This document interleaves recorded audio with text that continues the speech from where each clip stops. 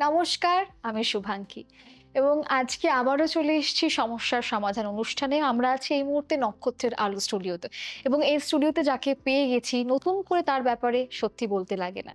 বলতে পারবো যে আজকে অ্যাস্ট্রোলজিতে তিনি একটা রেভলিউশন তৈরি করেছেন। আমাদের সকলের খুব প্রিয়, আমাদের সকলের খুব কাছের friend, philosopher and guide Joydev Shastri Maharaj. অনেক, অনেক স্বাগত আপনাকে স্টুডিওতে। প্রথমেই জিজ্ঞেস করব যে আপনি কেমন আছেন এবং আপনার যে বাগ্মিতা সকলকে মুগ্ধ করে।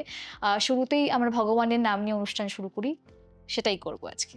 নমস্কার, জয় শ্রী ঠাকুর রামকৃষ্ণ, জয় শ্রী ঠাকুর রামকৃষ্ণ, জয় শ্রী ঠাকুর রাম। সমস্যার সমাধান অনুষ্ঠানে আপনাদের সবাইকে স্বাগত জানাই।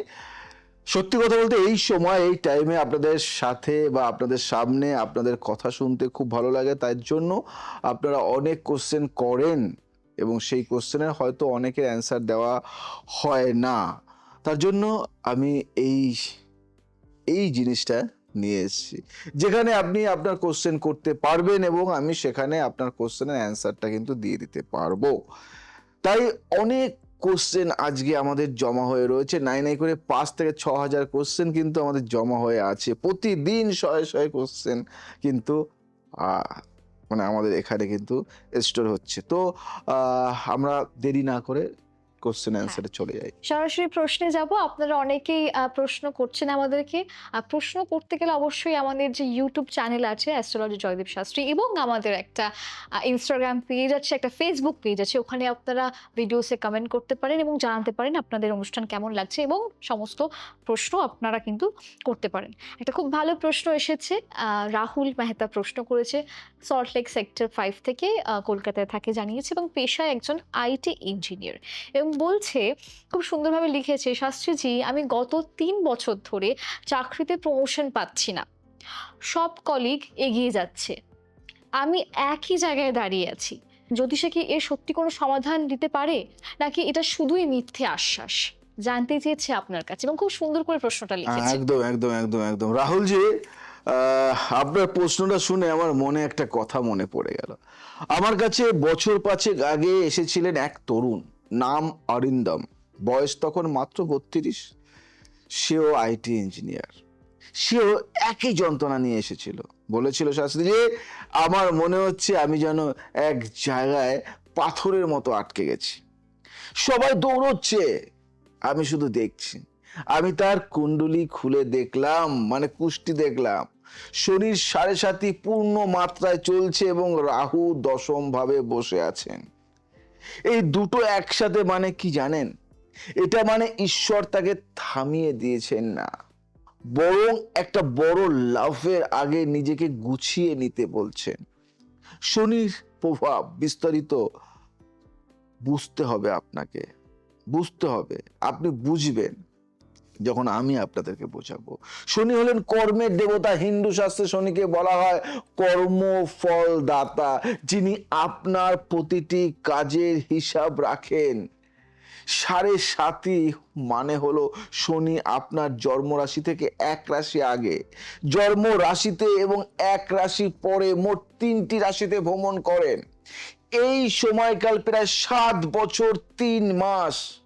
এই সময় মনে হয় যেন জীবনে একটা অদৃশ্য দেয়াল উঠে গেছে। চেষ্টা করছেন কিন্তু ফল আসছে না। কিন্তু ইতিহাস বলে কি জানেন? মহাভারতে পাণ্ডবরা বনবাস করেছিলেন 13টি বছর। সেটা কি তাদের পতন ছিল না? ছিল? আমি বলবো না, সেটা ছিল শনির পরীক্ষার সময়। সেই পরীক্ষা পার করেই তারা কুরুক্ষেত্রে বিজয়ী হয়েছিলেন। আর অরিন্দমের কথায় ফিরে আসি। আমি তাকে বললাম শনিবার কালো তিল ও সর্ষের তেল দান করতে, প্রতিদিন সকালে ওম সং সৈন্যসচারায় নম এই মন্ত্র 108 বার জপ করতে এবং কর্মক্ষেত্রে সিনিয়রদের প্রতি বিনয়ী থাকতে। শনি বিনয়ী মানুষকে ভালোবাসেন, অহংকারী মানুষকে ভাঙেন। 3 মাসের মধ্যে অরিন্দম ফিরে এসে বলল, শাস্ত্রীজি হঠাৎ করে আমার বস বললেন আমার নামে প্রমোশন পাঠিয়েছেন।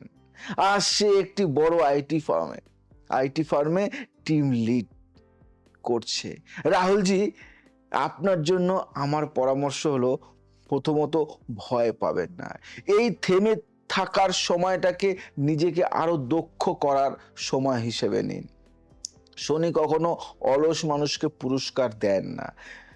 প্রতি শনিবার ভোরবেলা উঠে শনি মন্দিরে যান, গরিব মানুষকে কালো ছাতা বা কম্বল দান করুন। কর্মক্ষেত্রে যে সিনিয়র আপনাকে পছন্দ করেন না বলে মনে হয়, তার প্রতি সবচেয়ে বিনয়ী আচরণ করুন। এটা দুর্বলতা নয়, এটা শনির শিক্ষা। মনে রাখবেন, জ্যোতিষ মিথ্যা আশ্বাস নয়, এটা একটা মানচিত্র। মানচিত্র রাস্তা দেখায়, হাঁটতে হয় নিজেকেই। তাই নিজে হাঁটুন, দেখবেন সঠিক ফল পাবেনই। আর আমরা সেই পথটাই আপনাদেরকে দেখাই। যারা জ্যোতিষটাকে পেশা হিসেবে নিতে চাইছো, তারা দেরি করো না। জেডি অ্যাস্ট্রো কনসালটেন্সি অ্যান্ড একাডেমিতে তোমাদের সবাইকে সাদর আমন্ত্রণ।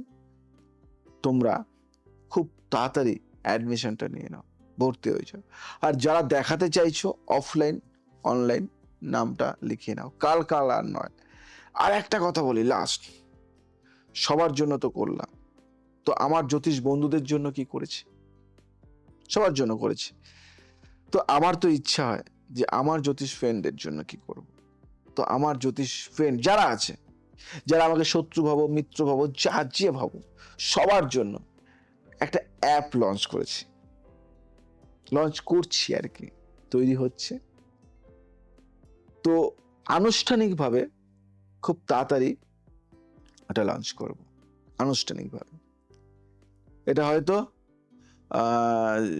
জানুয়ারি, ফেব্রুয়ারি, মার্চ, এপ্রিল, মে, জুনে লঞ্চ করছি।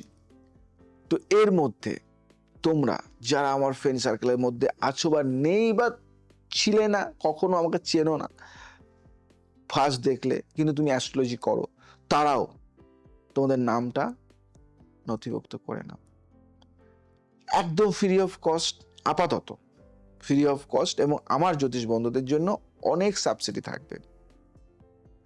তাই চিন্তা নয়, প্ল্যাটফর্মটা হাই লেভেল, আপার লেভেল যাচ্ছে।